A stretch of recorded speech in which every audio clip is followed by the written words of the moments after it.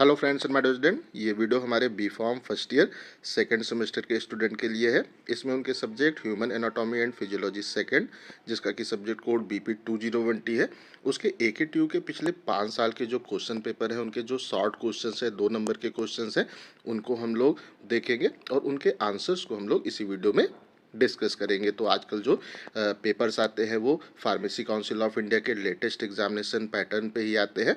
तो आप AKTU के स्टूडेंट हैं या कहीं से भी bachelor of pharmacy first year second semester के स्टूडेंट हैं, आपके लिए भी ये क्वेश्चन काफ़ी इंपॉर्टेंट है। तो एग्जाम में जाने से पहले इन सारे क्वेश्चंस को अच्छे से तैयार कर लीजिएगा। मेरा नाम है डॉक्टर महंताब सिंह। तो चलिए शुरू करते हैं। तो आज हम लोग human anatomy and physiology second, जिसका कि सब्जेक्ट कोड BP 2020 है, उसके AKTU के 5 साल के जो क्वेश्चन पेपर है उनके शॉर्ट क्वेश्चंस को डिस्कस करेंगे। तो इसमें जो आज हमारा सबसे पहला पेपर होने वाला है वो AKTU का 2019-20 का human anatomy and physiology second का पेपर है। तो इसमें जो सबसे पहला क्वेश्चन आया था वो था what is an action potential. Action potential क्या होता है उसको शॉर्ट में आपको यहाँ पे एक्सप्लेन करना है। तो आइए इसका आंसर देख लेते हैं। तो एक्शन पोटेंशियल क्या होता है कि जो हमारे न्यूरॉन्स होते हैं और मसल की सेल्स होती है, उनकी जो सेल मेम्ब्रेन है उसके एक्रॉस जब हमें रैपिड और जो टेम्परेरी इलेक्ट्रिकल वोल्टेज में अगर चेंज वो देखने को मिलता है, जो चेंज आता है, उसी को हम लोग एक्शन पोटेंशियल के नाम से इंडिकेट करते हैं। हमारे जो न्यूरॉन्स होते हैं उसमें एक्शन पोटेंशियल के द्वारा ही जो इम्पल्स है वो ट्रांसमिट होती है, और अगर मसल सेल को देखें तो उसमें एक्शन पोटेंशियल के थ्रू हमें मसल में कॉन्ट्रैक्शन होते हुए वो देखने को मिलता है। और इसमें जो भी हमारी सेल्स होती हैं वो जो है लॉन्ग डिस्टेंस तक उन्हें अगर जो सिग्नल्स हैं उन्हें ट्रांसमिट करना होता है, तो उस कंडीशन में वो एक्शन पोटेंशियल के थ्रू ट्रांसफ़र होता है। और अगर हम लोग एक्शन जो पोटेंशियल है उसको देखें तो इसमें हमें एक प्रोसेस जो कि डीपोलराइजेशन की प्रोसेस है या फेज़ है वो देखने को मिलती है, जिसमें वोल्टेज हमें इंक्रीज होते हुए देखने को मिलेगा। और जो इसकी दूसरा स्टेप है उसमें क्या होता है कि जो रीपोलराइजेशन है वो होता है, जिसमें वोल्टेज हमें तेज़ी से फॉल डाउन होते हुए देखने को मिलता है। तो इसका जो ये डायग्राम है ये काफ़ी सिंपल डायग्राम है, तो इसको एक दो बार अच्छे से आप लोग प्रैक्टिस कर लीजिएगा। और एक्शन पोटेंशियल पे क्वेश्चन आता है तो इसको जरूर आप ड्रॉ करिएगा। तो इसमें एक हमारा जो स्टार्टिंग का फेज है वो थ्रेशोल्ड का जो फेज़ है वो कहलाता है। उसके बाद में जब वोल्टेज इंक्रीज होता है तो उसको हम लोग डीपोलराइजेशन का फेज़ यहाँ बोलेंगे। और जब हमें जो वोल्टेज है वो कम होते हुए देखने को मिलता है तो उसको हम लोग रीपोलराइजेशन की फेज़ के नाम से इंडिकेट करते हैं। और फिर उसके बाद में जब हमारे जो सेल मेम्ब्रेन है उसके अक्रॉस पोटेंशियल स्थिर हो जाता है तो उसको हम लोग रेस्टिंग पोटेंशियल के नाम से इंडिकेट करते हैं। तो इस तरीके से आप इस क्वेश्चन का आंसर यहाँ पे कर सकते हैं। अगले क्वेश्चन पे आते हैं। अगला क्वेश्चन हमारा है what are the name of lobes of cerebral hemisphere. तो जो हमारा सेरिब्रल हेमिस्फेयर है उसके जो डिफरेंट लोब्स होते हैं उनके क्या नाम है, उनको आपको शॉर्ट में यहाँ पे राइट डाउन करना है। तो आइए इसका भी आंसर हम लोग देखें। तो जो हमारा सेरिब्रल हेमिस्फेयर है वो बेसिकली हमें 4 लोब्स में डिवाइड देखने को मिलता है। इसमें जो हमारे लोब्स हैं वो कौन कौन से हैं, एक फ्रंटल लोब कहलाता है, दूसरा पैराइटल लोब कहलाता है, तीसरा टेम्पोरल लोब कहलाता है, और अंतिम वाला ऑसिपिटल लोब कहलाता है। तो अगर हम लोग फ्रंटल लोब को देखें तो ये हाई लेवल ऑफ जो फंक्शंस होते हैं लाइक रीजनिंग हो गया, प्लानिंग हो गया, प्रॉब्लम सॉल्विंग हो गया, उसमें ये लोब इन्वॉल्व होता है। उसके बाद में अगर हम लोग जो सेंसरी इन्फॉर्मेशन है, जो चीज़ें हम लोग सेंस करते हैं, महसूस करते हैं, उसकी प्रोसेसिंग हमें पैराइटल लोब से होते हुए देखने को मिलती है। लाइक टच हो गया, टेम्परेचर हो गया, पेन हो गया, जो हम महसूस करते हैं वो हमें इसके द्वारा प्रोसेस होते हुए देखने को मिलते हैं। उसके बाद में जो तीसरा है वो है टेम्पोरल लोब, और इसमें अगर हम लोग देखें तो इसमें जो हमारी ऑडिटरी इन्फॉर्मेशन होती है,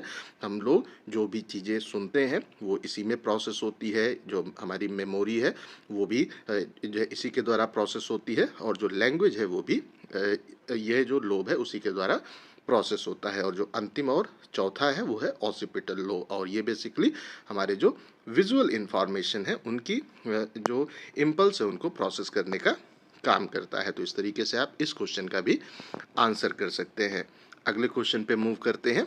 अगला क्वेश्चन है हमारा what is the role of mouth in the digestive system. हमारे डाइजेस्टिव सिस्टम में माउथ का क्या रोल होता है उसको आपको शॉर्ट में एक्सप्लेन करना है। तो आइए अगर इसके आंसर को देखें तो जो हमारा फर्स्ट स्टेज ऑफ डाइजेशन होता है वो माउथ से ही स्टार्ट होता है, जिसमें हमारा जो फूड है उसका मैकेनिकल और केमिकल ब्रेकडाउन हमें माउथ में होते हुए देखने को मिलता है। मैकेनिकल जो डाइजेशन है वो क्या है, जब हमारे जो टीथ है, दांत है, वो जो फूड है उसको जो है च्यू करते हैं, उसको वहाँ कुचलते हैं, तो फूड के पार्टिकल्स हमें स्मॉल पीसेज में कन्वर्ट होते हुए देखने को मिलते हैं। और जब वो स्मॉल पीसेज में कन्वर्ट होते हैं तो उनका जो सरफेस एरिया है वो काफ़ी हद तक इंक्रीज हो जाता है। उसके बाद में जो केमिकल डाइजेशन है उसकी प्रोसेस स्टार्ट होती है, जिसमें हमारा जो सलाइवरी ग्लैंड है वहाँ से सलाइवा सिक्रीट होता है, और उसमें एक काफ़ी इंपॉर्टेंट एंजाइम है जो कि अमाइलेज कहलाता है। वो हमारे फूड के अंदर का जो कार्बोहाइड्रेट है, स्टार्च है, उसके ब्रेकडाउन को करता है और उसको शुगर में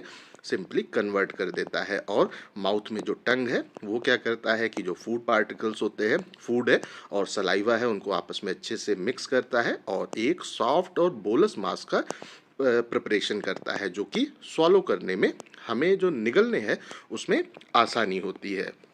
तो इस तरीके से आप इस क्वेश्चन का भी आंसर कर सकते हैं। नेक्स्ट क्वेश्चन पे मूव करते हैं।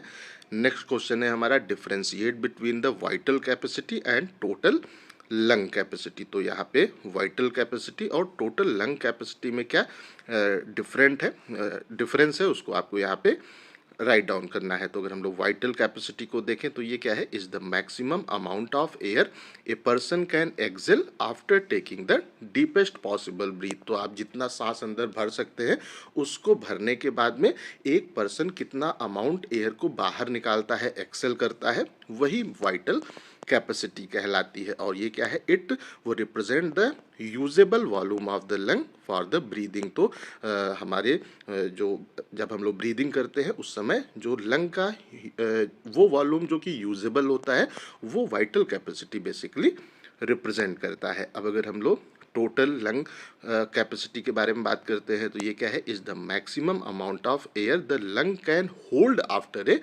Maximum inhalation. तो जब हम लोग मैक्सिमम इनहेलेशन करते हैं तो उसके बाद में हमारा जो लंग है वो कितना ज़्यादा से ज़्यादा अमाउंट एयर को होल्ड कर सकता है, उसके अंदर कितना ज़्यादा से ज़्यादा एयर आ सकती है, वो बेसिकली यहाँ पे टोटल लंग कैपेसिटी कहलाती है। और इसमें क्या क्या चीज़ें इंक्लूड होती हैं, तो जो हमारा वाइटल कैपेसिटी है और जो होता है यहाँ पे रेजिडुअल वॉल्यूम है, इन दोनों का जो प्लस है, जोड़ है, उसी को हम लोग टोटल लंग कैपेसिटी से इंडिकेट करते हैं। तो वाइटल कैपेसिटी तो हम लोगों ने ऊपर बात कर लिया। तो यहाँ पे जो हमारा है रेजिडुअल वॉल्यूम, वो क्या होता है, ये हमारी वो एयर होती है जो हमारे लंग्स में हमेशा वहाँ पे रहती है। अगर हम लोग अच्छे से जो हमारा एक्सलेशन है वो करते हैं, सांस को बाहर निकालते हैं, उसके बाद में भी जितनी एयर हमारे लंग्स में बची रह जाती है, उसी को हम लोग जो हमारा यहाँ पे रेजिडुअल वॉल्यूम है उससे इंडिकेट करते हैं। तो इस तरीके से आप इस क्वेश्चन का भी आंसर कर सकते हैं। अगले क्वेश्चन पे मूव करते हैं। अगला क्वेश्चन है हमारा डिफाइन ग्लोमेरुलर फिल्ट्रेशन रेट। तो ग्लोमेरुलर फिल्ट्रेशन रेट क्या होता है, उसको आपको शॉर्ट में यहाँ पे डिफाइन करना है। ये बहुत ही इम्पॉर्टेंट क्वेश्चन है, बहुत बार ये क्वेश्चन आता है, तो इसको अच्छे से याद कर लीजिएगा।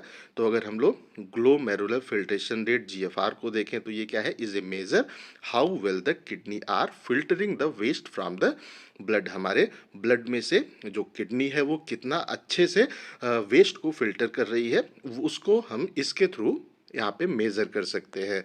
और इसमें क्या होता है, इट वो represent the volume of the fluid filtered from the blood into the Bowman capsule by जो है ग्लोमेरुलाई पर यूनिट टाइम। तो हमारी जो किडनी है उसके अंदर जो ग्लोमेरुलाई होते हैं वो पर यूनिट टाइम में ब्लड से कितना फ्लूइड जो है वो फिल्टर करके बाउमन कैप्सूल में उसको ट्रांसफ़र करते हैं, उसी को हम लोग जो GFR है उससे इंडिकेट करते हैं। और अगर किसी का GFR कम है तो वो क्या इंडिकेट करेगा कि जो पर्सन है जिसका GFR कम है उसकी किडनी प्रॉपरली वर्क नहीं कर रही है, उसको ये इंडिकेट करेगा। तो इसको अच्छे से तैयार कर लीजिएगा, बहुत ही इम्पॉर्टेंट क्वेश्चन है और अक्सर एग्जाम में आता है।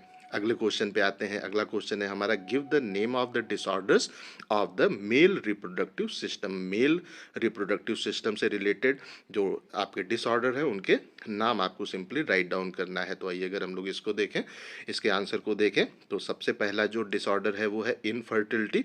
इसमें क्या होता है, the inability to produce a pregnancy. अगर जो प्रेगनेंसी है वो प्रोड्यूस नहीं हो रही है तो उस कंडीशन को हम लोग इनफर्टिलिटी के नाम से इंडिकेट करते हैं। दूसरा है यहाँ पे इरेक्टाइल डिसफंक्शन, ये क्या है? The inability to get or maintain and erection. तो अगर हम लोग यहाँ पे बात करें तो जो हमारा यहाँ पे होता है इरेक्शन, अगर वो हो नहीं रहा है या प्रॉपरली वो मेंटेन नहीं है तो उसको हम लोग इरेक्टाइल डिसफंक्शन के नाम से इंडिकेट करते हैं। जो तीसरा है वो है प्रोस्टेट जो डिजीज़ है वो यहाँ पे है, और इसमें अगर हम लोग देखें तो जो होता है प्रोस्टेटिक हाइपरप्लेसिया है वो इसका एक जो डिजीज़ है वो यहाँ पे है, और दूसरा प्रोस्टेट कैंसर कहलाता है। फोर्थ है हमारा that is called the testicular जो कैंसर वहाँ पे है। अगर टेस्टिकल्स में किसी भी प्रकार का कैंसर डेवलप होता है तो उसको हम लोग जो टेस्टिकुलर कैंसर है उसके नाम से इंडिकेट करते हैं। और जो अंतिम है वो है हाइपोगोनेडिज्म। तो अगर हम लोग जो हमारा गोनेडिज्म है उसके बारे में बात करते हैं तो इसमें जो वो होते हैं, आप कह सकते हो वो टेस्टोस्टेरोन होते हैं, वो अगर प्रॉपरली प्रोड्यूस बॉडी के द्वारा नहीं हो पा रहे हैं तो उस कंडीशन में उसको हम लोग हाइपरगोनेडिज्म के नाम से इंडिकेट करते हैं। तो इनमें से कुछ के नाम अच्छे से आप लोग याद कर लीजिएगा, इस पे भी क्वेश्चन अक्सर आता है। अगले क्वेश्चन पे मूव करते हैं। अगला क्वेश्चन हमारा है question number 7, define the asthma and pneumonia. आपको शॉर्ट में यहाँ पे अस्थमा क्या होता है और न्यूमोनिया क्या होता है उसको आपको डिफाइन करना है। तो सबसे पहले अगर हम लोग अस्थमा को देखें तो अस्थमा एक क्रोनिक रेस्पिरेटरी डिजीज़ होती है जो कि हमें पेशेंट में लॉन्ग टर्म तक वो देखने को मिलती है। और इसमें क्या होता है कि जो हमारे लंग्स के अंदर एयरवेज होते हैं वो इन्फ्लेम्ड हो जाते हैं, उनमें इन्फ्लामेशन हो जाता है, वो वहाँ पे नैरो हो जाते हैं, पतले हो जाते हैं, और वो हमें स्वेल फूले हुए अगर वो देखने को मिलते हैं तो पेशेंट को ब्रीथ करने में, सांस लेने में यहाँ पे डिफ़िकल्टी होती है। और अगर हम लोग इसके जो ट्रिगर्स हैं उसको देखें कि ये अस्थमा किन किन चीज़ों से ट्रिगर होता है, तो यहाँ पे हमारे काफ़ी सारे फैक्टर्स हैं। लाइक अगर उससे किसी चीज़ से एलर्जी है तो उस कंडीशन में अस्थमा पेशेंट के अंदर ट्रिगर हो सकता है, या एक्सरसाइज वगैरह अगर वो ज़्यादा करता है तो उस कंडीशन में भी ऑक्सीजन की रिक्वायरमेंट ज़्यादा हो जाती है और अस्थमा के अटैक आने के चांसेस होते हैं। तो अस्थमा क्या है? ये एक क्रोनिक रेस्पिरेटरी डिजीज है जो कि लॉन्ग टर्म तक हमें पेशेंट में डेवलप देखने को प्राप्त होती है। और अगर हम लोग इसके अगेंस्ट जो न्यूमोनिया है उसको देखें तो ये क्या है? ये एक एक्यूट इन्फेक्शन होता है। जो हमारे पेशेंट होते हैं उनका जो एयर के सैक्स होते हैं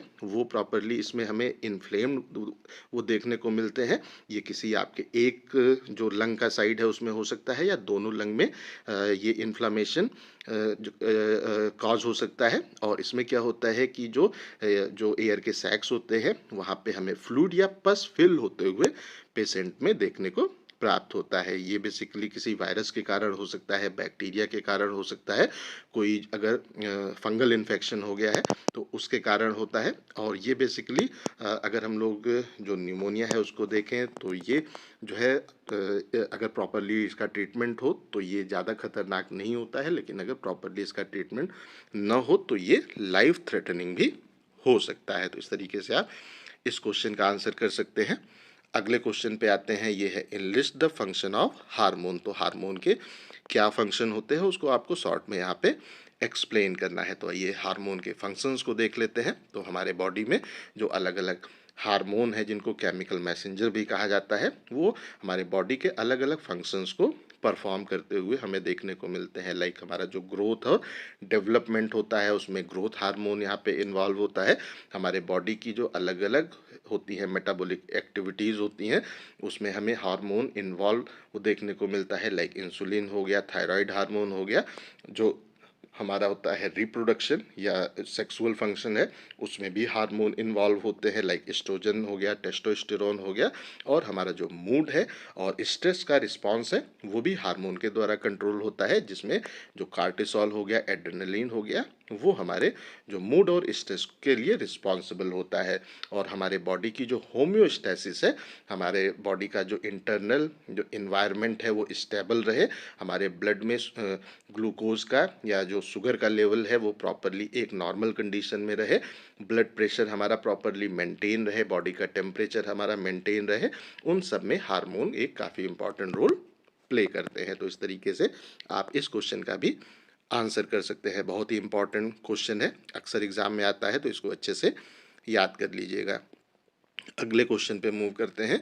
अगला क्वेश्चन है हमारा briefly explain the Cushing syndrome. तो जो कुसिंग सिंड्रोम है उसको शॉर्ट में आपको यहाँ पे एक्सप्लेन करना है। तो जो हमारा यहाँ पे कुशिंग सिंड्रोम है इज ए वो condition caused by the prolong exposure of high level of cortisol. तो जो कार्टिसोल है उससे अगर पेशेंट उसके हाई लेवल से लंबे समय तक अगर एक्सपोज रहता है, उसके वो लंबे समय तक जो कार्टिसोल है उसका हाई लेवल मेंटेन रहता है, तो उस कंडीशन को हम लोग कुशिंग सिंड्रोम बोलते हैं। और इसमें क्या होता है, ये किन किन जो कारणों से होता है। अगर कोई पेशेंट स्टेरॉइडल जो मेडिसिन है वो यूज़ करता है तो उसके अंदर जो कार्टिसोल है उसका हाई लेवल हमें मेंटेन वो देखने को मिलता है, या अगर बॉडी ही खुद से कार्टिसोल को बहुत ज़्यादा प्रोड्यूस कर रही है तो उस कंडीशन में भी हमें पेशेंट में कुशिंग सिंड्रोम होते हुए देखने को मिलता है। इसके सिम्टम्स को अगर देखें तो जो पेशेंट है उसका वेट गेन होना स्टार्ट हो जाता है, उसका फेस जो है वो थोड़ा फूल जाता है, जो फेस है वो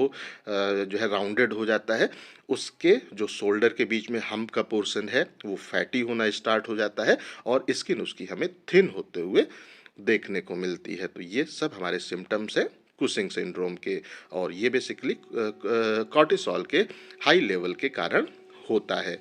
अब आइए हम लोग अगले क्वेश्चन को देखें, और इस पेपर का जो लास्ट क्वेश्चन है वो है what does where does the fertilization take place in the female. तो फीमेल के अंदर फर्टिलाइजेशन कहाँ पे होता है उसको आपको यहाँ पे बताना है। तो अगर हम लोग सिंपली देखें तो जो फर्टिलाइजेशन है जिसमें स्पर्म और जो ओवम है, एग है, वो आपस में उनका फ्यूज़न होता है, वो बेसिकली जो फलोपियन ट्यूब होती है फीमेल में वहाँ पे हमें होते हुए देखने को मिलता है। और जब जो एग है उसका जो है ओवुलेशन होता है, जब जो फीमेल के अंदर जो एग होते हैं वो जब प्रोड्यूस होते हैं तो वो फिर हमें ट्रेवल करके फलोपियन ट्यूब में जाते हुए देखने को मिलते हैं, और वहाँ पे जब स्पर्म के कांटेक्ट में वो आते हैं तो उनका फर्टिलाइजेशन होता है, और फिर वो वहाँ से ट्रेवल करके यूटरस में इम्प्लांट होते हुए हमें देखने को मिलता है। तो अगर आपसे कोई ये पूछे कि फीमेल में फर्टिलाइजेशन कहाँ पे होता है, तो फीमेल के अंदर जो फलोपियन ट्यूब है वहाँ पे फर्टिलाइजेशन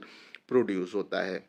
तो आइए अब हम लोग अगले पेपर की ओर मूव करते हैं। ये हमारा AKTU का 2021-22 का human anatomy and physiology second का पेपर है। तो इसमें जो सबसे पहला क्वेश्चन आया था वो क्या है, डिफाइन द टर्म सेरिब्रम। तो यहाँ पे आपको शॉर्ट में सेरिब्रम क्या होता है उसको डिफाइन करना है। तो ये इसके आंसर को देख लेते हैं। तो जो हमारा सेरिब्रम होता है वो बेसिकली ब्रेन का हमारा जो सबसे लार्जेस्ट और मोस्ट सुपीरियर पार्ट है वो कहलाता है, और ये बेसिकली हमारे जो कॉम्प्लेक्स फंक्शंस होते हैं लाइक थॉट हो गया, लैंग्वेज हो गया, हमारा जो ऐच्छिक मूवमेंट है जिसको हम लोग वॉलंटरी मूवमेंट कहते हैं, जो कि हमारे इच्छा से होता है, वो जो इसके द्वारा होता है, और जो हमारी सेंसरी प्रोसेसिंग है वो भी हमें जो हमारा सेरिब्रम है उसी के द्वारा होते हुए देखने को मिलती है। और ये बेसिकली दो हेमिस्फेयर्स में सिंपली डिवाइड होता है, और हमारे ये चारों जो लोब है, फ्रंटल लोब हो गया, पैराइटल लोब हो गया, टेम्पोरल लोब हो गया, ऑसिपिटल लोब हो गया, इनको ये बेसिकली दो हेमिस्फेयर में डिवाइड करने का काम करता है। तो हम आसान तरीके से कह सकते हैं कि जो हमारा सेरिब्रम है वो ब्रेन का जो सबसे बड़ा और जो हमारा सबसे सुपीरियर पार्ट है वो यहाँ पे है। ये हमारी थॉट को, हमारा लैंग्वेज को, और जो हमारी बॉडी का वॉलंटरी मूवमेंट है, सेंसरी प्रोसेसिंग है, उन सब के लिए ये रिस्पॉन्सिबल होता है। और ये बेसिकली ब्रेन को दो पार्ट में, ये दो हेमिस्फेयर्स में ये डिवाइडेड होता है, और इसी के थ्रू हमारे जो चारों लोब्स हैं वो हमें दो पोर्शन में, जो राइट हैंड साइड और लेफ्ट हैंड साइड पोर्शन में डिवाइड देखने को मिलते हैं। तो इस तरीके से आप इस क्वेश्चन का आंसर कर सकते हैं। अगले क्वेश्चन पे आते हैं, ये है define the glomerular filtration rate. तो जैसा कि मैंने पहले ही कहा था ये क्वेश्चन काफ़ी इंपॉर्टेंट है, इसको अच्छे से तैयार कर लीजिएगा। ये 2019-20 में भी इसके पहले ये आपका पूछा गया है, और इसको हमने इसके पहले भी डिस्कस किया है, तो वहाँ से आप इसका आंसर ले लीजिएगा। अगले क्वेश्चन पे आते हैं, क्वेश्चन नंबर 3। ये है enlist the function of hormone. तो हार्मोन के हमारे क्या फंक्शन होते हैं उसको आपको शॉर्ट में एक्सप्लेन करना है। तो ये क्वेश्चन भी 2019-20 में आया था, काफ़ी इम्पॉर्टेंट है। अच्छे से इसको आप इसके पहले जो हमने आंसर डिस्कस किया उससे आप इसको कंप्लीट कर लीजिए। अगले क्वेश्चन पे मूव करते हैं। अगला क्वेश्चन है हमारा, what do you mean by the जो है गैमेटोजेनेसिस। तो जो हमारा गैमेटोजेनेसिस है उसका क्या मतलब होता है उसको आपको शॉर्ट में यहाँ पे एक्सप्लेन करना है। है। तो सिंपली अगर हम लोग कहें तो जो हमारा गैमेटोजेनेसिस है ये एक बायोलॉजिकल प्रोसेस होता है जिसमें हमारे जो गैमेट्स हैं, सेक्स सेल्स हैं, उनका फॉर्मेशन होता है। इसमें जो हमारे स्पर्म हो गया अगर हम लोग मेल में देखें और जो फीमेल में देखें तो उनमें जो एग है, ओवम है, वो बेसिकली यहाँ पे जो गैमेट सेल्स हैं वो कहलाती हैं और इनके फॉर्मेशन की प्रोसेस को हम लोग गैमेटोजेनेसिस के नाम से इंडिकेट करते हैं। और ये बेसिकली जो हमारा डिफ्रेंसिएशन के टाइप का सेल डिवीज़न है उसकी प्रोसेस के थ्रू होता है और इसमें जो सेल के अंदर के क्रोमोसोम्स हैं उनकी क्वांटिटी हमें हाफ होते हुए देखने को मिलती है और फिर ये जो फर्टिलाइजेशन की प्रोसेस है उसमें ये सेल्स हमें जाते हुए देखने को मिलती हैं। तो हम सिंपली कहें तो जो हमारी सेक्स सेल्स है जिसको हम लोग गैमेट्स कहते हैं उनके फॉर्मेशन की प्रोसेस को गैमेटोजेनेसिस कहा जाता है। मेल में स्पर्म के फॉर्मेशन की प्रोसेस और जो फीमेल है उनमें जो एग्स है उनके फॉर्मेशन की प्रोसेस। तो इस तरीके से आप इस क्वेश्चन का आंसर कर सकते हैं। नेक्स्ट क्वेश्चन भी हमारा काफ़ी इंपॉर्टेंट है, what is the role of hydrochloric acid in the digestive system. तो जो हमारा डाइजेस्टिव सिस्टम है उसमें जो गैस्ट्रो इंटेस्टाइनल फ्लूइड है उसमें जो हाइड्रोक्लोरिक एसिड होता है उसका क्या रोल होता है इसमें, उसको देख लेते हैं। तो आइए इसके आंसर को देखें। तो जो हाइड्रोक्लोरिक एसिड है वो बेसिकली हमारे कुछ एंजाइम को एक्टिवेट करने का काम करता है। तो HCl के कारण जो हमारा GIT का फ्लूइड है वहाँ उसका इन्वायरमेंट एसिडिक हो जाता है और एसिडिक होने के कारण हमें जो एंजाइम है जो कि पेप्सिनोजन है वो यहाँ पे एक्टिवेट होते हुए वो देखने को मिलता है और फिर वो एक्टिवेट होके पेप्सिन में सिंपली कन्वर्ट होता है और फिर वो प्रोटीन का डाइजेशन की प्रोसेस को जो है कैटलाइज करने का काम करता है। उसके साथ साथ में HCl हमारे स्टमक के अंदर जो कुछ बैक्टीरिया वगैरह अगर फूड के थ्रू आ जाते हैं तो उनको भी किल करने का काम करता है। तो हाइड्रोक्लोरिक एसिड एक स्ट्रॉन्ग एसिड होता है और ये बेसिकली जो हमारा फूड वगैरह है उसके थ्रू अगर बैक्टीरिया हमारे स्टमक में आ जाते हैं तो उनको ये किल करने का काम करता है और ये बेसिकली जो बैक्टीरिया वगैरह है उनसे हमें प्रोटेक्ट करता है और जो इन्फेक्शन वगैरह उससे हो सकता है उससे हमें बचाने का काम करता है। और ये इसका जो तीसरा काम है वो प्रोटीन्स का डीनेचुरेशन करता है। तो प्रोटीन हमारे काफ़ी कॉम्प्लेक्स जो मॉलिक्यूल हैं, स्ट्रक्चर है वो होते हैं और वो आसानी से वो एब्जॉर्ब होकर के हमारे बॉडी में मूव नहीं कर पाते हैं, जिसके कारण कि जो HCl है, एसिड है, वो उसको वहाँ पे ब्रेक डाउन करता है और उसको जब वो ब्रेक डाउन करता है तो उसको फिर वो जो उसके छोटे मॉलिक्यूल हैं उनमें कन्वर्ट करता है जिससे कि जो हमारा पेप्सिन है वो आसानी से उसका डाइजेशन कर सके। तो इस तरीके से आप इस क्वेश्चन का आंसर कर सकते हैं। अगले क्वेश्चन पे मूव करते हैं। अगला क्वेश्चन है हमारा give the function of the cerebellum. तो आपको यहाँ पे जो हमारा सेरिबेलम है उसके फंक्शंस को शॉर्ट में एक्सप्लेन करना है। तो आइए इसका भी आंसर देख लेते हैं। तो जो हमारा यहाँ पे सेरिबेलम है is A part of the brain located at the back of the skull. हमारा जो स्कल है उसके बैक साइड में जो ब्रेन का पार्ट लोकेटेड होता है उसको हम लोग सेरिबेलम के नाम से इंडिकेट करते हैं। और ये बेसिकली जो हमारा यहाँ पर वो सेरेब्रम है उसी के नीचे के साइड हमें ये लोकेटेड देखने को मिलता है। तो इस क्वेश्चन में आपको इसके जो फंक्शंस हैं उसको एक्सप्लेन करना है। तो जो हमारा मोटर कंट्रोल है और कोऑर्डिनेशन है वो हमें इसके द्वारा कंट्रोल होते हुए वो देखने को मिलता है। हमारे बॉडी के जितने भी कह सकते हैं कि वॉलंटरी मूवमेंट होते हैं, ऐच्छिक मूवमेंट होते हैं जो कि हमारे इच्छा के अनुसार होते हैं, उनको उसमें ये इन्वॉल्व होता है और उसके साथ साथ में हमारे बॉडी का जो स्मूथ और जो बैलेंस है उसको भी ये इंश्योर करने का काम करता है। उसके बाद में इसका जो दूसरा फंक्शन है वो है पॉस्चर एंड बैलेंस। तो ये बेसिकली हमारा जो बॉडी का पॉस्चर है उसकी जो हम कह सकते हैं कि जो बनावट है वो स्ट्रेट रहे हमारी बॉडी, उसके लिए ये रिस्पॉन्सिबल होता है और इक्विलिब्रियम हमारे बॉडी के बैलेंस को भी ये सिंपली मेंटेन करता है। और उसके साथ साथ में जो तीसरा फंक्शन है वो है मोटर लर्निंग।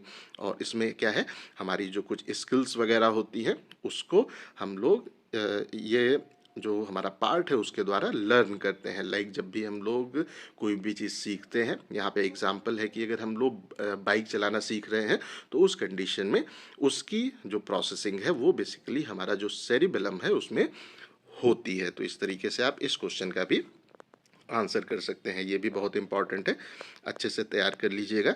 इसमें जो हमारा 7वां क्वेश्चन पूछा गया था वो है draw a well label diagram of the neuron. आपको यहाँ पे न्यूरॉन का एक अच्छे से डायग्राम ड्रॉ करना है। तो ये एक न्यूरॉन का सिंपल डायग्राम है, इसको अच्छे से तैयार कर लीजिएगा। इसके आगे का जो हमारा पोर्शन है उसमें हमें जो डेंड्राइट्स हैं वो देखने को मिलते हैं, और इसके अंदर जो न्यूक्लियस है वो डेंड्राइट में होता है। उसके बाद का जो बीच का पोर्शन है वो एक्सॉन कहलाता है, और इसका जो लास्ट का पोर्शन है उसको हम लोग एक्सॉन टर्मिनल के नाम से इंडिकेट करते हैं। तो ये जो हमारा पूरा डायग्राम है इसको अच्छे से 2-3 बार प्रैक्टिस करके आप लोग ड्रॉ कर लीजिएगा, क्योंकि ये अक्सर एग्जाम में आता है, बहुत ही इम्पॉर्टेंट है। नेक्स्ट क्वेश्चन पे आते हैं, ये है define the tidal volume. Tidal volume क्या होता है उसको आपको शॉर्ट में डिफाइन करना है। तो आइए इसका भी आंसर देख लेते हैं। The tidal volume is the amount of air that enter or leave the lung during the single normal quiet breath. तो जब हम लोग आराम से अगर बैठे होते हैं, नॉर्मल कंडीशन में होते हैं, तो हम लोग कितना अमाउंट एयर को अंदर ले रहे हैं और कितना अमाउंट एयर को बाहर निकाल रहे हैं, वो बेसिकली हमारा टाइडल वॉल्यूम कहलाता है। और ये बेसिकली अगर हम लोग जो हमारा एक रेस्टफुल कंडीशन है उसमें जो हमारी रेस्पिरेटरी साइकिल है वो यहाँ पे टाइडल वॉल्यूम से उसको इंडिकेट करते हैं। और ये बेसिकली अगर हम लोग कोई जो है इफ़र्ट वगैरह यूज़ नहीं करते हैं तो उस कंडीशन में जो सांस की प्रक्रिया है उसमें कितना वॉल्यूम एयर हमने अंदर लिया, कितना वॉल्यूम एयर बाहर निकाला, वही बेसिकली यहाँ पे टाइडल वॉल्यूम है। तो इसको अच्छे से आप लोग तैयार कर लीजिएगा, ये भी क्वेश्चन बहुत इंपॉर्टेंट है। अगले क्वेश्चन पे आते हैं, ये है draw a well label diagram of kidney. आपको किडनी का एक अच्छा सा डायग्राम ड्रॉ करना है। तो ये एक किडनी का सिंपल डायग्राम है, इसको अच्छे से तैयार कर लीजिएगा। ये भी बहुत इंपॉर्टेंट क्वेश्चन है, एग्जाम में आ सकता है। तो इसमें जो हमारा यहाँ पे कैलिक्स का पोर्शन है वो देखने को मिलता है, जो हमारा यहाँ पे है रीनल कॉलम वो इसके अंदर होता है। ये सब जो स्ट्रक्चर है वो रीनल कैप्सूल में इनक्लोज होता है। उसके बाद में जो हमारी वो रीनल वेन है वो देखने को मिलती है, और उसके बाद में फिल्ट्रेशन के बाद में जो यूरिन आता है वो जो यूरेटर है उसके थ्रू पास होता है। तो इसका डायग्राम अच्छे से तैयार कर लीजिएगा। अगर ये डायग्राम आपको अच्छा यहाँ पे नहीं लग रहा है तो आप कोई एक सिंपल डायग्राम इसका तैयार कर लीजिएगा, लेकिन इम्पॉर्टेंट क्वेश्चन है, ये अक्सर एग्जाम में आता है। और अगले क्वेश्चन पे आते हैं, और इस पेपर के लास्ट क्वेश्चन जो कि है enlist the function of saliva. तो हमारा जो सलाइवा है उसके क्या फंक्शन होते हैं उसको आपको शॉर्ट में यहाँ पे राइट डाउन करना है। तो जो इसके पहले भी हम लोगों ने बात किया कि जो सलाइवा है उसके थ्रू हमें डाइजेशन की प्रोसेस स्टार्ट होते हुए देखने को मिलती है। इसमें एक हमारा एंजाइम अमाइलेज होता है, वो स्टार्च को जो शुगर है उसमें उसका ब्रेक डाउन करता है। जो सलाइवा है वो ल्यूब्रिकेशन का भी काम करता है, ये हमारे फूड को मॉइस्चन करता है और उसको हम लोग आसानी से एक तरह से उसको कुचल सकें, स्वॉलो कर सके, उसको निगल सके, उसके लिए वो उसको ईजियर बनाता है। उसके साथ साथ में जो हमारा ओरल हाइजीन है उसमें भी सलाइवा काफ़ी इम्पॉर्टेंट रोल प्ले करता है। It help to wash away food particles and bacteria and contain the substance like lysozymes that fight infection. तो जो हमारा सलाइवा है वो बेसिकली जो बैक्टीरिया वगैरह है उनको हमारा जो फूड के थ्रू बैक्टीरिया वगैरह आ गए हैं उनको भी वॉश आउट करता है, और हमारे जो भी पार्टिकल्स हम लोग हमारे खाने के टाइम अगर कुछ हमारे मुंह में रह जाता है तो उसको भी ये वॉश आउट करने में काफ़ी हेल्प करता है, और ये हमें इन्फेक्शन से भी फाइट करने में हेल्प करता है। और उसके साथ साथ में जो टेस्ट का सेंसेशन है वो भी हमें सलाइवा में ही, जब हमारे फूड के कंपोनेंट डिसॉल्व होते हैं तो फिर वो हमारे जो टेस्ट के रिसेप्टर्स होते हैं उनके द्वारा डिटेक्ट किए जाते हैं, और उसी के बाद हमें टेस्ट का सेंसेशन भी होता है। तो टेस्ट के सेंसेशन में भी ये काफ़ी एक इम्पॉर्टेंट रोल प्ले करते हैं। तो ये हमारे डाइजेशन को इनिशिएट करते हैं, फूड को लुब्रिकेट करते हैं, ओरल हाइजीन में काफ़ी इंपॉर्टेंट रोल प्ले करते हैं, और टेस्ट के सेंसेशन जो सेंसेशन है उसमें जो सलाइवा है वो काफ़ी इंपॉर्टेंट रोल प्ले करता है। तो इस तरीके से आप इस क्वेश्चन का भी आंसर कर सकते हैं। अब आइए हम लोग अपने अगले पेपर की ओर मूव करते हैं। अगला पेपर हमारा AK ट्यूब का 2022-23 का ह्यूमन एनाटॉमी एंड फिजियोलॉजी का पेपर है। और इसमें जो सबसे पहला क्वेश्चन आया था वो क्या था, describe the term neural synapse. तो जो हमारा न्यूरल साइनेप्स है वो क्या होता है उसको आपको शॉर्ट में यहाँ पे एक्सप्लेन करना है। तो अगर हम लोग जो न्यूरल साइनेप्स है उसको देखें तो बेसिकली जो हमारे न्यूरॉन्स होते हैं, अगर कोई दो न्यूरॉन है तो उनके बीच का जो जंक्शन का पोर्शन हमारा होता है वो जहाँ पे जो न्यूरॉन्स हैं वो आपस में कनेक्टेड होते हैं उसको हम लोग न्यूरल साइनेप्स के नाम से इंडिकेट करते हैं। और हमारी जो नर्व्स हैं वो एक न्यूरॉन से दूसरे न्यूरॉन में जो हमारा सिग्नल है वो इन्हीं न्यूरल साइनेप्स से हमें ट्रांसमिट होते हुए वो देखने को मिलता है। और ये बेसिकली 3 पार्ट में होता है। एक हमारा जो प्री साइनेप्टिक टर्मिनल है वो कहलाता है, दूसरा हमारा जो साइनेप्टिक क्लिफ्ट है वो कहलाता है, और तीसरा पोस्ट साइनेप्टिक टर्मिनल यहाँ पे कहलाता है। और इसमें प्रोसेसिंग किस तरीके से होती है, तो जो न्यूरोट्रांसमीटर है वो जो कि एक प्रकार का केमिकल मैसेंजर होता है वो हमारे एक न्यूरॉन से सिंपली रिलीज होता है, और वो जिस न्यूरॉन से रिलीज हो रहा है उसके उस पोर्शन को हम लोग प्री साइनेप्टिक टर्मिनल से के नाम से इंडिकेट करते हैं। उसके बाद में वो जो दोनों न्यूरॉन हैं उनके बीच के गैप में वो ट्रैवल करता है, और उस गैप को हम लोग साइनेप्टिक क्लिफ्ट के नाम से इंडिकेट करते हैं। और वो जो अगले न्यूरॉन पे जहाँ पे बाइंड होता है वो बेसिकली उसका पोस्ट साइनेप्टिक टर्मिनल कहलाता है। और इस तरीके से जो हमारा यहाँ पे सिग्नल्स हैं वो एक न्यूरॉन से हमें इनके थ्रू दूसरे न्यूरॉन में जो हमारा यहाँ पे न्यूरल साइनेप्स उसके थ्रू एक न्यूरॉन से दूसरे न्यूरॉन में हमें ट्रांसफ़र होते हुए देखने को मिलते हैं। तो इस तरीके से आप इस क्वेश्चन का आंसर यहाँ पे कर सकते हैं। नेक्स्ट क्वेश्चन पे आते हैं। नेक्स्ट क्वेश्चन है हमारा ये है, identify various type of the cholinergic and adrenergic receptors. तो यहाँ पे आपको जो हमारे कोलिनर्जिक और एड्रेनर्जिक रिसेप्टर्स हैं उनके बारे में बताना है। तो आइए इसका भी आंसर हम लोग देख लेते हैं। तो जो हमारे कोलिनर्जिक रिसेप्टर्स होते हैं ये बेसिकली जो एसिटाइल कोलिन जो कि एक हमारा न्यूरोट्रांसमीटर है उससे बाइंड होते हैं, और ये 2 प्रकार के होते हैं। एक हमारा जो यहाँ पे निकोटिनिक रिसेप्टर है वो कहलाता है, और दूसरा हमारा मस्करेनिक रिसेप्टर कहलाता है। उसके बाद में अगर हम लोग जो हमारा एड्रेनर्जिक होते हैं वो रिसेप्टर उसको देखें तो ये बेसिकली नॉर इपिनेफ्रिन और इपिनेफ्रिन से हमें बाइंड होते हुए देखने को मिलते हैं। इसमें भी जो है 2 टाइप होते हैं, एक हमारा अल्फा रिसेप्टर कहलाता है और दूसरा बीटा रिसेप्टर कहलाता है। तो इस तरीके से आप इस क्वेश्चन का भी आंसर कर सकते हैं। तो जो हमारा कोलिनर्जिक है वो एस्टाइल कोलिन से बाइंड होगा। यहाँ पे आप इससे याद कर सकते हैं कि जो हमारा एसिटाइल कोलिन है उसमें लास्ट में क्या है, कोलिन है, और ये हमारा जो रिसेप्टर है उसका क्या नाम है, कोलिनर्जिक है। तो इस तरीके से आप याद कर सकते हैं। और जो हमारा यहाँ पे एड्रेनर्जिक है उसमें जो हमारा नॉर इपिनेफ्रिन और नेफ्रिन है उससे आप इसको याद कर सकते हैं। अगले क्वेश्चन में आते हैं। अगला क्वेश्चन है हमारा, recall various function of insulin and glucagon. तो जो इंसुलिन और ग्लूकेगॉन है उसके क्या फंक्शन होते हैं उसको आपको शॉर्ट में एक्सप्लेन करना है। तो आप लोगों ने इसके पहले स्टडी भी किया होगा कि ये जो इंसुलिन है और ग्लूकेगॉन है इसको हम लोगों ने बायोकेमिस्ट्री में भी बात किया है। तो इंसुलिन क्या करता है कि ये हमारे ब्लड में ग्लूकोज के लेवल को कम करने का काम करता है।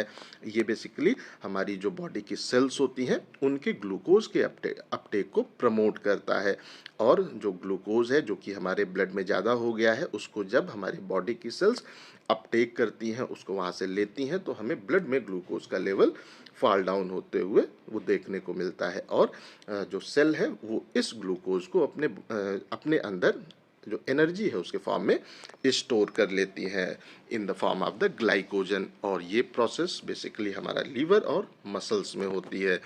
उसके बाद में अगर हम लोग ग्लूकेगॉन के बारे में बात करते हैं तो जब हमारे ब्लड में ग्लूकोज का लेवल कम होना शुरू हो जाता है तो उस कंडीशन में उसको बढ़ाने का काम ग्लूकेगॉन करता है। और ये बेसिकली हमारे जो ग्लाइकोजन फॉर्म हुआ था ग्लूकोज का स्टोरेज का फॉर्म उसका फिर ब्रेकडाउन स्टार्ट करने को स्टिमुलेट करता है ग्लूकेगॉन, और फिर उससे क्या होता है कि ग्लाइकोजन से ग्लूकोज का फॉर्मेशन होता है, और वो ग्लूकोज हमारे जब ब्लड स्ट्रीम में रिलीज होता है तो ब्लड में ग्लूकोज का लेवल बढ़ता है। तो ये दोनों जब प्रॉपरली वर्क करते हैं तो हमारे ब्लड में ग्लूकोज का लेवल एक नॉर्मल रेंज में मेंटेन रहता है। तो इस तरीके से आप इस क्वेश्चन का आंसर कर सकते हैं।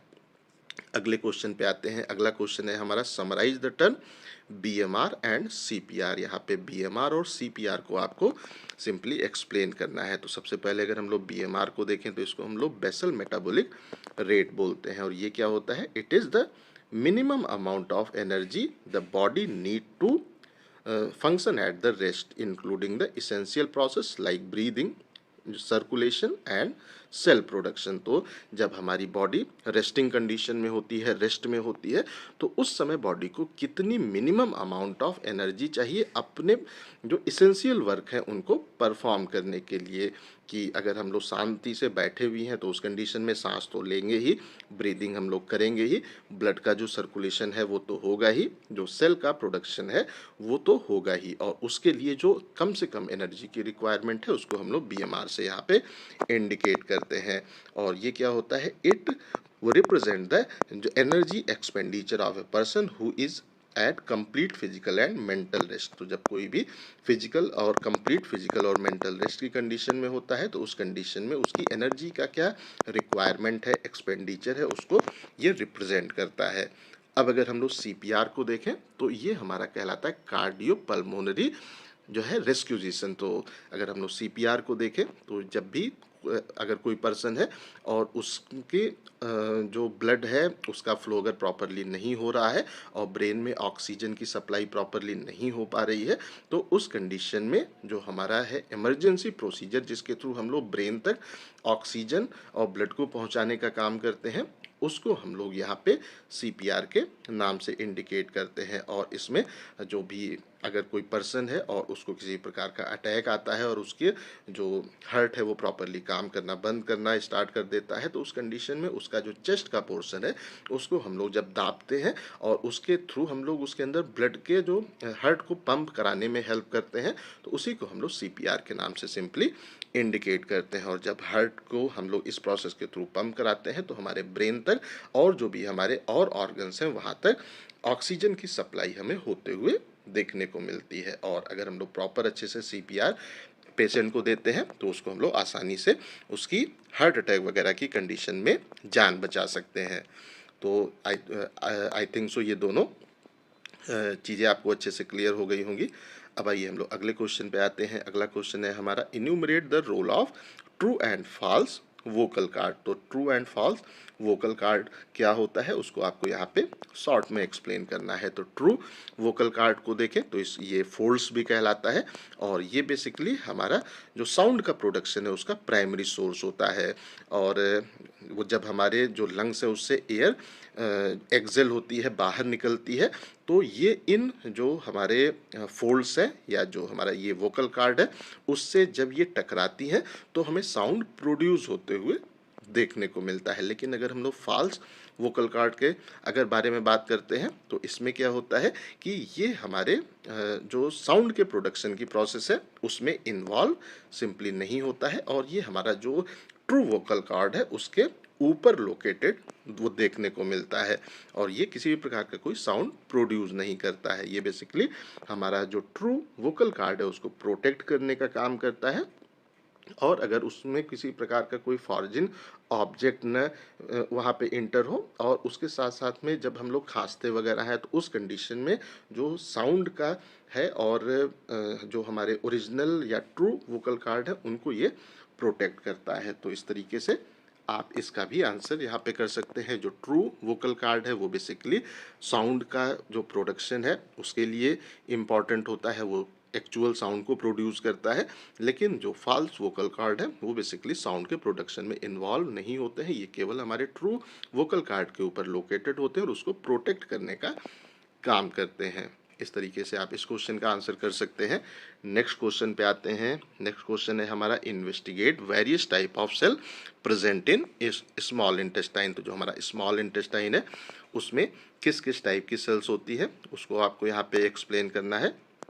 तो इसमें जो पहली सेल है वो हमारा जो इंटेरोसाइट्स है वो कहलाती है। दूसरा जो हमारी गैबलेट सेल्स हैं वो इसमें होती हैं। जो हमारा यहाँ पे तीसरा है वो है हमारा इंटर इंडोक्राइनिक जो सेल्स हैं वो यहाँ पे होती हैं। उसके बाद में जो हमारा यहाँ पे पैनिथ सेल्स हैं वो होती हैं और स्टेम सेल्स हमें इसमें देखने को मिलती हैं और इनके अपने अपने कुछ स्पेशलाइज्ड फंक्शन हैं, उनको अच्छे से आप लोग यहाँ पे देख लीजिएगा। तो हम लोग आगे मूव करते हैं। इसमें जो भी जो सेल्स हैं, अगर ये केवल जो 2 नंबर में आता है तो आप इसको नाम लिख करके भी छोड़ सकते हैं, या अगर ये भी आता है कि आपको इसके थोड़ा फंक्शन भी बताने हैं तो आप इसके फंक्शन भी यहाँ पे बता सकते हैं। अगले क्वेश्चन पे आते हैं। अगला क्वेश्चन है हमारा, classify various type of hormone release from the pituitary gland. तो जो हमारा पिट्यूटरी ग्लैंड है उससे किस किस प्रकार के हार्मोन्स रिलीज होते हैं, उनको आपको शॉर्ट में क्लासीफाई करना है।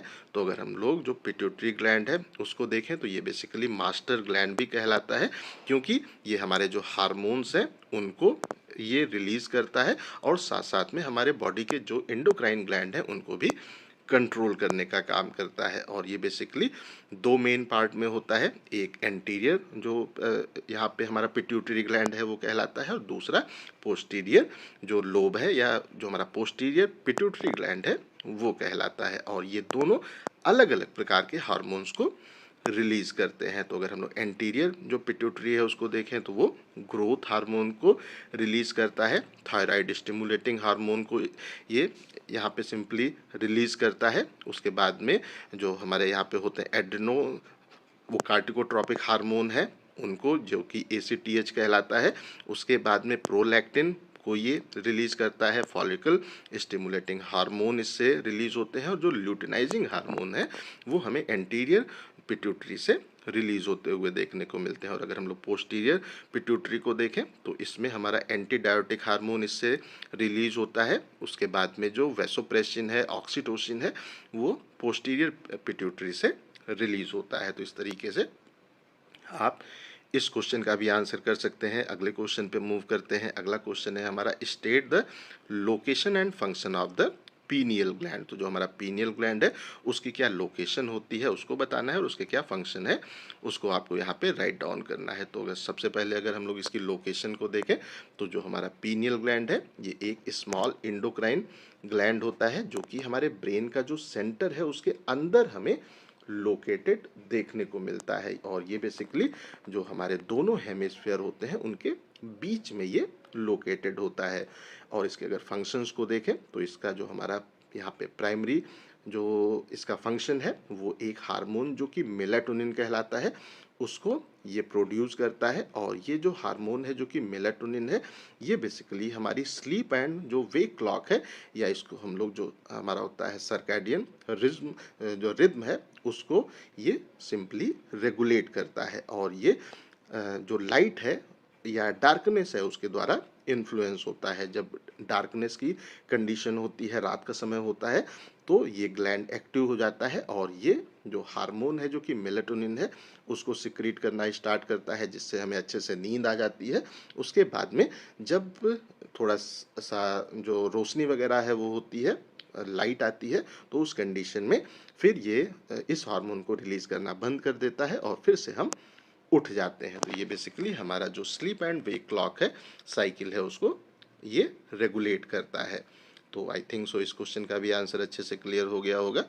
अगले क्वेश्चन में आते हैं। अगला क्वेश्चन है हमारा, डिफाइन जो मिनार्की एंड मीनोपॉज। तो यहाँ पे मिनार्की और मीनोपॉज को आपको शॉर्ट में डिफाइन करना है। तो आइए एक एक करके देख लेते हैं।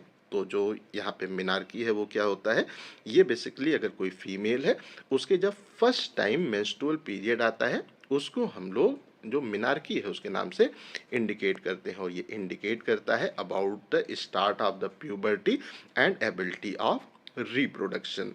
वो उसकी जो कह सकते हैं कि होता है प्यूबर्टी, उसके स्टार्ट को भी इंडिकेट करता है और ये भी बताता है कि फीमेल अब यहाँ पे जो रिप्रोडक्शन है उसके लिए एबल हो गई है, उसके लिए वो तैयार हो गई है। उसके बाद में अगर हम लोग मीनोपॉज के बारे में बात करते हैं तो ये इसका जस्ट अपोजिट है।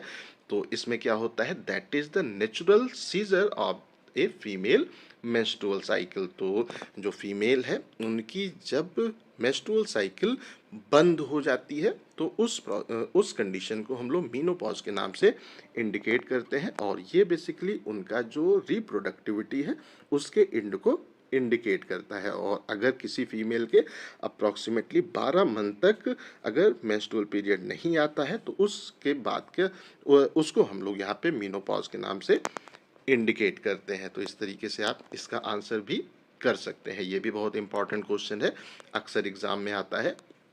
और इसमें इस पेपर का जो लास्ट हमारा क्वेश्चन है वो है elaborate the meaning of the capacitation. तो जो कैपेसिटेशन है उसकी क्या मीनिंग है उसको आपको शॉर्ट में एक्सप्लेन करना है। तो अगर हम लोग जो कैपेसिटेशन है उसको देखें तो ये एक हमारा बायोकेमिकल और फिजियोलॉजिकल प्रोसेस होती है जिसमें जो स्पर्म की सेल्स होती हैं वो जो फीमेल का रिप्रोडक्टिव सिस्टम है उसमें हमें जाते हुए देखने को मिलती हैं। और इस जो प्रोसेस है या ये जो हमारी कंडीशन है जो कि कैपेसिटेशन है उसमें स्पर्म एक्टिव होते हैं और एक्टिव होने के बाद में वो एग को फर्टिलाइज करने की एबिलिटी उनके अंदर आ जाती है, उसके लिए वो कैपेबल हो जाते हैं। और जब वो एग को फर्टिलाइज करने के लिए कैपेबल हो जाते हैं, स्पर्म सेल एक्टिव हो जाती हैं, उसी को हम लोग कैपेसिटेशन के नाम से इंडिकेट करते हैं। तो इसको भी अच्छे से तैयार कर लीजिएगा। अगला क्वेश्चन पेपर हमारा है AKTU का 2023-24 का human anatomy and physiology second का पेपर। तो इसमें जो सबसे पहला क्वेश्चन आया था वो है डिफाइन द टर्म साइनप्स। तो साइनप्स क्या होता है? दो न्यूरॉन्स के बीच का जो जंक्शन होता है उसको हम लोग जो साइनप्स है वो बोलते हैं। और इन्हीं के थ्रू हमें एक न्यूरॉन से जो न्यूरोट्रांसमीटर है, सिग्नल है, वो दूसरे में ट्रांसफ़र होते हुए देखने को मिलते हैं। ये क्वेश्चन 2022-23 में भी इसके पहले आया था और इसको हम लोग हमने थोड़ी देर पहले ही डिस्कस किया है। इसका आंसर आप वहाँ से ले लीजिएगा। अगला जो हमारा क्वेश्चन है वो है what is the dura mater. Dura mater क्या होता है उसको आपको शॉर्ट में एक्सप्लेन करना है। तो अगर हम लोग ड्यूरा मैटर को देखें तो ये हमारा जो यहाँ पे आउटर मोस्ट एंड द वो toughest and most fibrous of 3 layer of meninges. तो जो हमारे मेनिंजेस है उसका जो सबसे ऊपर का और सबसे टफ और फाइब्रस जो लेयर है उसको हम लोग ड्यूरा मैटर के नाम से इंडिकेट करते हैं। और ये बेसिकली हमारे ब्रेन को और स्पाइनल कॉर्ड को प्रोटेक्ट करने का काम करता है। हमारे ब्रेन की जो सबसे ऊपर की लेयर होती है जो कि काफ़ी हार्ड होती है वो बेसिकली ड्यूरा मैटर कहलाती है। और ये हमारे ब्रेन को और स्पाइनल कॉर्ड को प्रोटेक्ट करने में एक काफ़ी इंपॉर्टेंट रोल प्ले करती है। तो इस तरीके से आप इस क्वेश्चन का आंसर भी कर सकते हैं। नेक्स्ट क्वेश्चन पे आते हैं। नेक्स्ट क्वेश्चन हमारा है right the function of brush border. तो ब्रश बॉर्डर क्या होता है उसको आपको शॉर्ट में एक्सप्लेन करना है।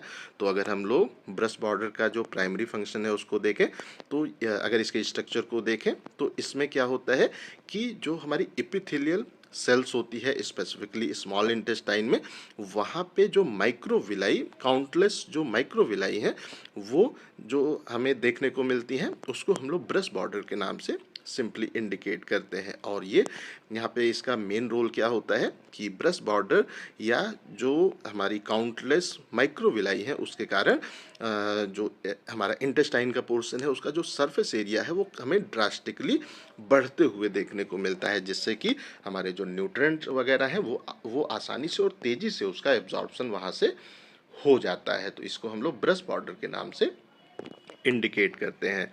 अगले क्वेश्चन पे आते हैं। Question number 4 name all the salivary gland. तो हम आपको यहाँ पे जो भी हमारे सलाइवरी ग्लैंड हैं उनके नाम इंडिकेट करने हैं। तो आइए इसका भी आंसर देख लेते हैं। तो बेसिकली 3 जो हमारा यहाँ पे सलाइवरी ग्लैंड है उसको हम लोग यहाँ पे 3 जो मेन पेयर्स हैं उसमें डिवाइड करते हैं।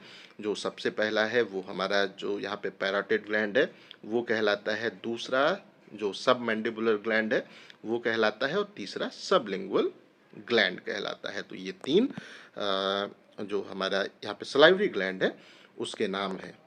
अब आइए हम लोग अगले क्वेश्चन पे आते हैं। अगला क्वेश्चन है हमारा define the term vital capacity. तो यहाँ पे वाइटल कैपेसिटी क्या होता है उसको आपको शॉर्ट में डिफाइन करना है। और ये क्वेश्चन 2019-20 में भी पूछा गया था तो वहाँ पे हम लोगों ने इसके आंसर को डिस्कस किया है। तो वहाँ से आप इसका आंसर ले सकते हैं। बहुत ही इंपॉर्टेंट क्वेश्चन है, अक्सर एग्जाम में आता है तो इसको अच्छे से तैयार कर लीजिएगा। नेक्स्ट क्वेश्चन पे आते हैं। ये है हमारा right the dental formula of जो है टेम्पररी टीथ। तो जो हमारे टेम्पररी टीथ हैं उनका डेंटल फार्मूला क्या होता है। तो ये थोड़ा सा एक आपका मतलब ट्रिकी क्वेश्चन है। तो इसमें अगर हम लोग इसके फार्मूले को देखें तो फार्मूला क्या है 2102/21 0.02 इसका हमारा डेंटल फार्मूला होता है। और ये क्या इंडिकेट करता है, ये बेसिकली हमारे जो 4 टाइप ऑफ टीथ होते हैं उनकी क्वांटिटी को इंडिकेट करता है। तो यहाँ पे इसका क्या मतलब हुआ कि 2 हमारे टीथ इंसीजर है, एक जो हमारा टीथ है वो यहाँ पे कैनिन है, और जो प्री मोलर है वो इसमें नहीं है, और 2 इसमें हमें मोलर टीथ देखने को मिल रहे हैं। और ये हमारा जो जॉ है उसके दोनों साइड होता है और ऊपर और नीचे दोनों में होता है।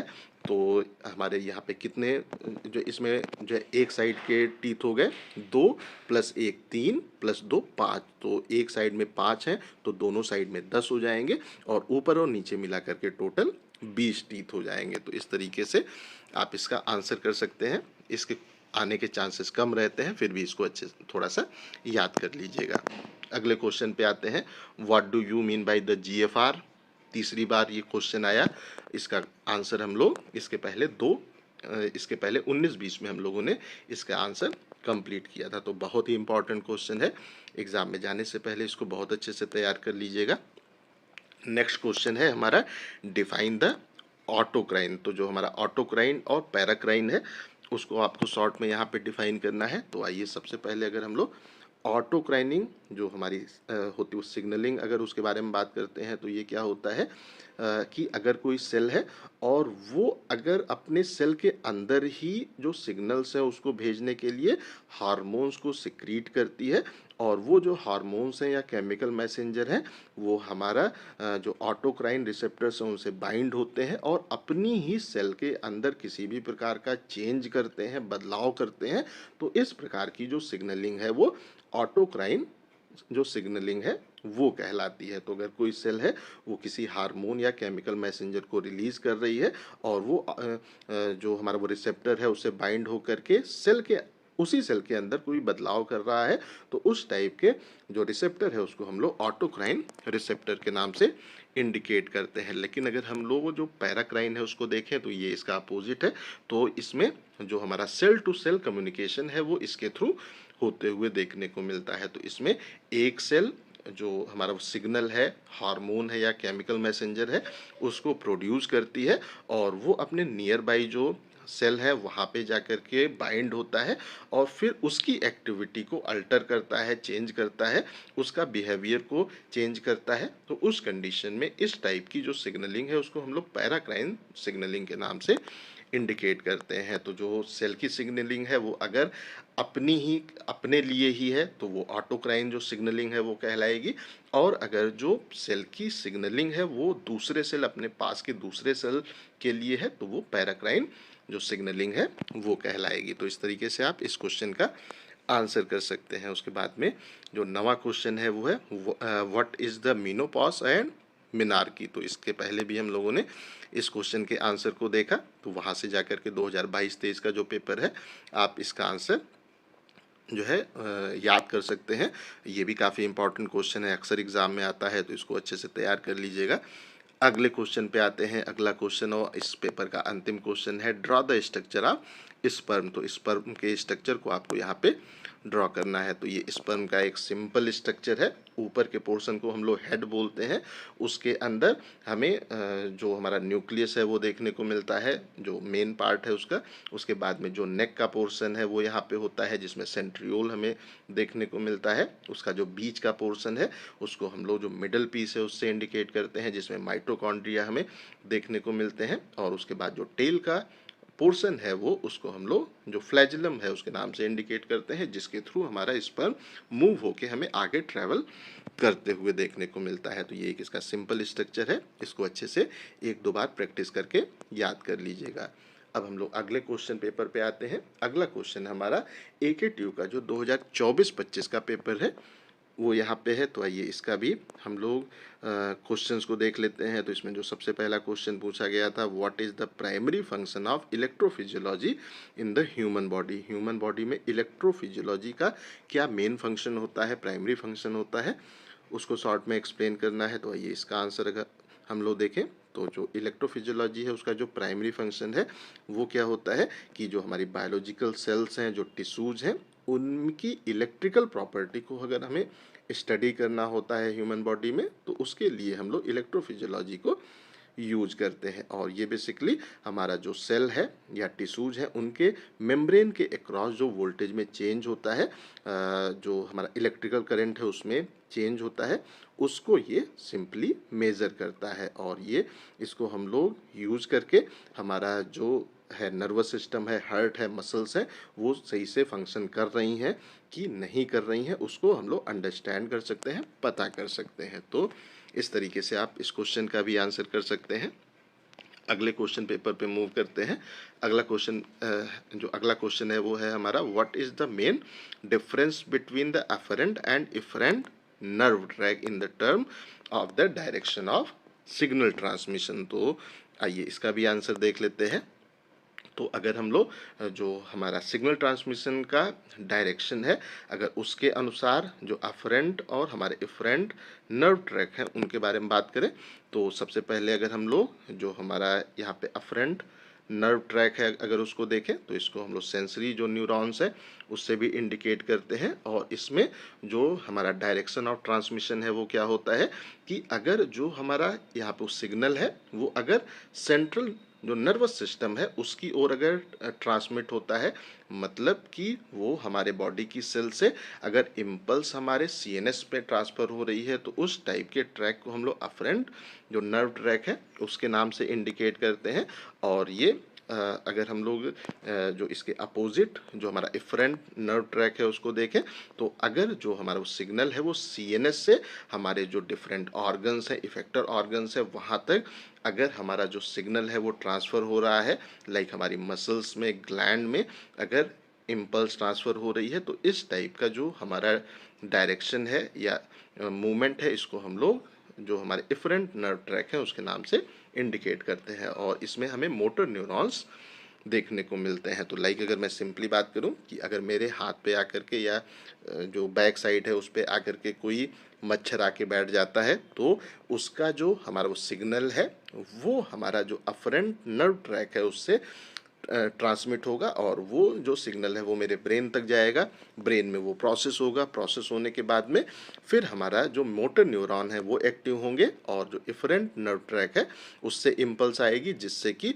मेरे सीएनएस से एक इम्पल्स मेरे हाथ के ऊपर आएगी, और हाथ वो जाके वहाँ पे उसको जो मॉस्किटो है उसको मारने का काम करेगा। तो इस तरीके से आप इस क्वेश्चन को अच्छे से याद कर सकते हैं। अगले क्वेश्चन पे आते हैं, what is the role of creatine phosphate in the body. Creatine phosphate का क्या रोल होता है उसको आपको यहाँ पे राइट डाउन करना है। तो क्रिएटिन फॉस्फेट को अगर हम लोग देखें, तो ये बेसिकली एक इसके अंदर हमारा हाई एनर्जी फॉस्फेट ग्रुप होता है, और जब भी हमारा जो बॉडी है उसके अंदर एडिनोसिन ट्राइफॉस्फेट का रीजनरेशन होना होता है, तो उस कंडीशन में क्रिएटिन फॉस्फेट ग्रुप को जो है डोनेट करने का काम करता है। तो जब ये फॉस्फेट ग्रुप को यहाँ पे डोनेट करता है, तो जो एडिनोसिन डाइफॉस्फेट है वो उस फॉस्फेट ग्रुप को एक्सेप्ट कर लेता है, और एटीपी का फॉर्मेशन उससे होते हुए हमें देखने को मिलता है। और इससे जो हमारी यहाँ पे एटीपी फॉर्म होती हैं वो फिर हमारी जो मसल है, हार्ट है, ब्रेन है, और भी जो हमारे यहाँ पे फंक्शंस हैं उनको कराने में वो एनर्जी यूज़ होती है। तो हम सिंपली कह सकते हैं क्रिएटिन फॉस्फेट एक हमारा फॉस्फेट के सोर्स की तरह काम करता है, और ये बेसिकली एडिनोसिन ट्राइफॉस्फेट एटीपी को रीजनरेट करने के लिए काफ़ी इम्पॉर्टेंट होता है।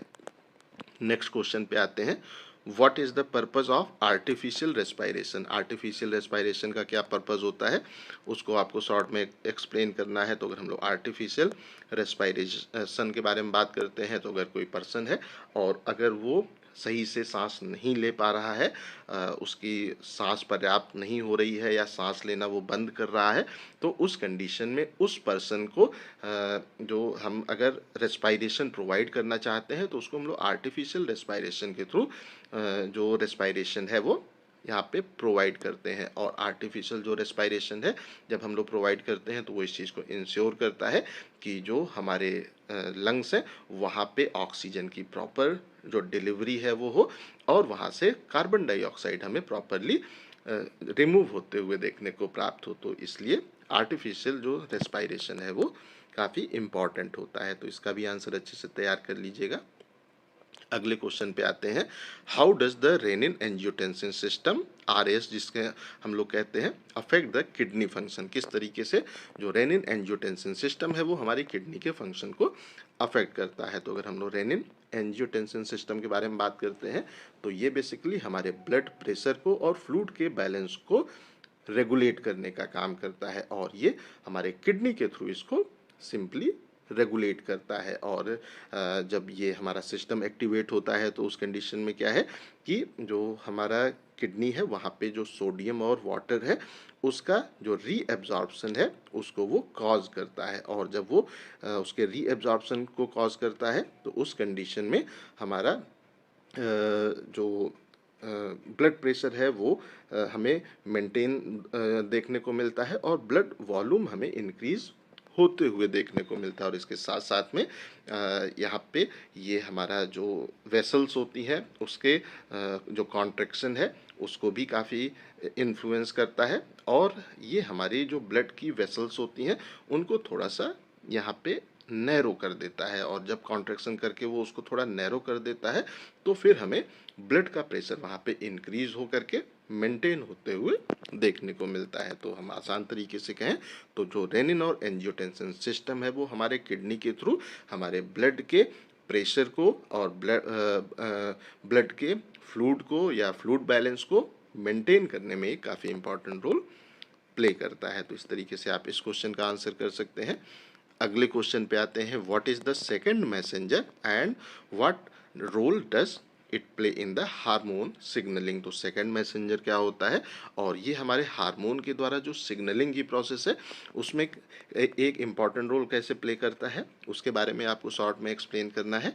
तो जो सेकंड मैसेंजर होते हैं वो बेसिकली हमारे जो रिसेप्टर्स होते हैं उनके थ्रू जो सिग्नल्स हैं उनको जो है रिले कराने में काफ़ी एक इम्पॉर्टेंट रोल प्ले करते हैं। तो जब अगर हम लोग ये माने कि कोई भी जो सिग्नल है वो हमारे सेल में ट्रांसफ़र होना है, और जो हमारा हमारा वो सिग्नल जिस मॉलिक्यूल के थ्रू आ रहा है अगर वो प्रॉपरली हमारी सेल मेम्ब्रेन को क्रॉस नहीं कर पाता है तो उस कंडीशन में फिर हमें वहाँ पे सेकंड जो मैसेंजर है वो सेल के अंदर रिलीज होते हुए देखने को मिलते हैं। तो ये जो हमारा यहाँ पे वो सेकेंडरी जो हमारा प्राइमरी मैसेंजर है वो बेसिकली हमारे जो सेल्स के रिसेप्टर्स हैं उनसे बाइंड होता है, उसकी एक्टिविटी को वो थोड़ा चेंज करता है।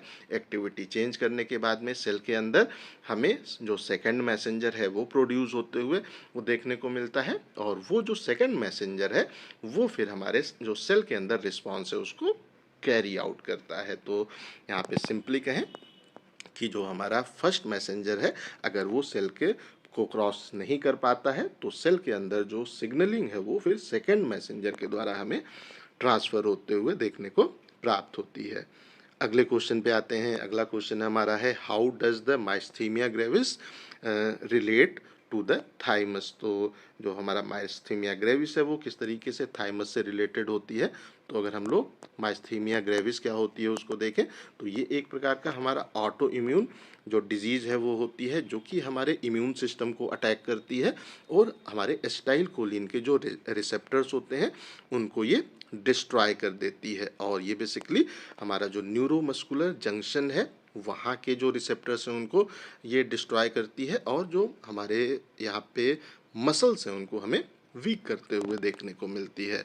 और अगर हम लोग यहाँ पे देखें कि इसका ये हमारा किस तरीके से जो थाइमस ग्लैंड है उससे रिलेटेड होता है, तो अधिकतर वो लोग जिनके अंदर माइस्थीमिया जो ग्रेविस है वो होती है उनके हमें जो हाइपर प्लेसिया है या जो हमारा थाइमो है वो हमें पेशेंट में देखने को मिलता है, जिसमें उनका जो थाइमस है उसके अंदर जो ट्रॉमा की कंडीशन है वो आ जाती है। और इस कंडीशन में हमारा जो यहाँ पे थाइमस है उसके थ्रू जो एंटीबॉडीज़ हैं एस्टाइल कोलिन रिसेप्टर के अगेंस्ट उसका प्रोडक्शन होने लगता है, जिसके कारण जो एस्टाइल कोलिन के रिसेप्टर्स हैं वो हमें डैमेज होकर के माइस्थीमिया ग्रेविस को कॉज करते हुए देखने को मिलते हैं। तो इस तरीके से आप इस क्वेश्चन का भी आंसर कर सकते हैं। नेक्स्ट क्वेश्चन है, how does the parasympathetic nervous system influence the acid production in stomach. तो हमारा जो पैरासिम्पैथेटिक नर्वस सिस्टम है वो किस तरीके से स्टमक के अंदर एसिड प्रोडक्शन को इन्फ्लुएंस करता है उसको उसके बारे में शॉर्ट में आपको एक्सप्लेन करना है। तो अगर हम लोग सिंपली जो हमारी वेगस नर्व्स हैं उसको देखें तो वो एक हमारा जो पैरासिम्पैथेटिक सिस्टम है उसी का पार्ट होता है, और ये हमारे गैस्ट्रिक जो एसिड है उसके सिक्रीशन को प्रमोट करता है, उसके हमारे स्टमक के अंदर जो एसिड का प्रोडक्शन है उसको इंक्रीज करने का काम करता है। अब अगर हम लोग यहाँ पे अगले क्वेश्चन को देखें, अगला क्वेश्चन है हमारा what is the difference between lung volume and lung capacity. तो लंग वॉल्यूम क्या होता है और लंग कैपेसिटी क्या होती है, उसको आपको यहाँ पे डिफ्रेंशिएट करना है। तो अगर हम लंग वॉल्यूम को देखें तो ये क्या है, it is a measure the amount of air in a specific part of the respiratory जो है साइकिल। और इसमें हमारा अगर एग्जाम्पल को लें तो जो टाइडल वॉल्यूम है वो यहाँ पे आता है, जिसमें हम जब नॉर्मल ब्रीथ करते हैं तो उस कंडीशन में कितनी एयर हम लोग इनहेल कर रहे हैं या एक्सेल कर रहे हैं, वो बेसिकली हमारा लंग वॉल्यूम कहलाता है। तो जब हमारी रेस्पिरेटरी साइकिल नॉर्मली होती है तो उस कंडीशन में जो हमारा कितना एयर का अमाउंट का मूवमेंट हो रहा है वही बेसिकली हमारा लंग वॉल्यूम कहलाता है। और अगर हम लोग लंग कैपेसिटी के बारे में बात करते हैं तो ये बेसिकली ये क्या होता है, are the combination of these volume that describe the total amount of air in the lung and can hold various function. तो जो लंग कैपेसिटी है ये हमारा जो लंग टोटल कितना अमाउंट ऑफ एयर को होल्ड कर सकता है, उसमें कितना टोटल अमाउंट ऑफ एयर कितना वॉल्यूम उसका आता है, उसको हम लोग उसकी लंग कैपेसिटी बोलते हैं। तो इसको भी अच्छे से तैयार कर लीजिएगा, बहुत ही इंपॉर्टेंट क्वेश्चन है, अक्सर एग्जाम में आता है। इस पेपर का जो अंतिम क्वेश्चन है उसको देख लेते हैं, what is the main function of the pituitary gland. Pituitary gland के हमारे क्या मेन फंक्शन होते हैं उसको आपको शॉर्ट में एक्सप्लेन करना है। The main function of pituitary gland is to regulate and control endocrine gland. हमारे जो इंडोक्राइन ग्लैंड है उनको प्रॉपरली कंट्रोल करना और उनको रेगुलेट करना पिट्यूटरी ग्लैंड का काम होता है। और इसको ही इसी के कारण इसको मास्टर ग्लैंड भी कहा जाता है। और ये हमारे काफ़ी सारे हार्मोन लाइक ग्रोथ हार्मोन हो गया, प्रोलैक्टिन हो गया, जो हमारे वो थायराइड स्टिमुलेटिंग हार्मोन हो गए, ग्रोथ से रिलेटेड जो हार्मोन है, जो हमारी मेटाबॉलिज्म से रिलेटेड हार्मोन है, रिप्रोडक्शन से रिलेटेड हार्मोन है और स्ट्रेस के रिस्पॉन्स से रिलेटेड हार्मोन्स हैं, वो सब हमें पिट्यूटरी ग्लैंड से ही रिलीज होते हुए देखने को मिलते हैं। तो ये भी क्वेश्चन बहुत ही इंपॉर्टेंट है, अच्छे से इसको तैयार कर लीजिएगा। तो ये 5 साल के जो क्वेश्चन पेपर हैं उनके शॉर्ट क्वेश्चंस को हम लोगों ने डिस्कस कर लिया है। अगर अभी भी कहीं कोई कन्फ्यूज़न है तो आप इसको जो है कमेंट बॉक्स में पूछ सकते हैं। आप हमें यूट्यूब पे, टेलीग्राम पे, फेसबुक पे और हमारा जो प्ले स्टोर है वहाँ पे हमारा ऐप भी मिल जाएगा, वहाँ पे जाके आप हमको फॉलो कर सकते हैं। तो ये वीडियो अगर आपको पसंद आया हो तो इस वीडियो को लाइक करें, अपने दोस्तों के साथ शेयर करें और ऐसे ही वीडियोस को देखने के लिए हमारे चैनल को सब्सक्राइब करना बिल्कुल भी ना भूलें और हमारे ऐप को भी इंस्टॉल करना बिल्कुल भी ना भूलें। Thank you.